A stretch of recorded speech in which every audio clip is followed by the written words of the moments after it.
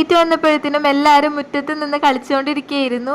അപ്പോൾ ചുച്ചുക്കുട്ടിയും പിപ്പിക്കുട്ടിയും മാത്രം പല്ല് തേക്കാണ്ടുണ്ടായിരുന്നുള്ളൂ. അപ്പോൾ ഞാൻ എണീറ്റ് വരുന്നതും കാത്തിരിക്കുകയായിരുന്നു കേട്ടോ. അങ്ങനെ അവർ രണ്ടുപേരും പല്ലൊക്കെ തേപ്പിച്ചു. പിന്നെ ഉമ്മച്ചാണെങ്കിൽ നല്ല അലക്കൽ പണിയിലാണ്.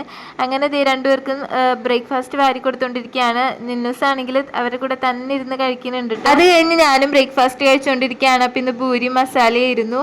അപ്പോഴത്തേനും എല്ലാവരും കുളിക്കാൻ വേണ്ടി ഓടിയിട്ടുണ്ട്. ഐസാൻകുട്ടനെ ആദ്യം തന്നെ ഓസിൽ വെള്ളം പിടിച്ച് നിൽക്കുന്നുണ്ട്. അപ്പോൾ സുറുമിയാണെങ്കിൽ ഇന്ന് എല്ലാവരും മഞ്ഞളൊക്കെ ഇട്ട് കുളിപ്പിക്കാമെന്ന് പറഞ്ഞിട്ട് എല്ലാവരും മേത്തൊക്കെ മഞ്ഞളൊക്കെ തേച്ച് കൊടുത്തിട്ടോ.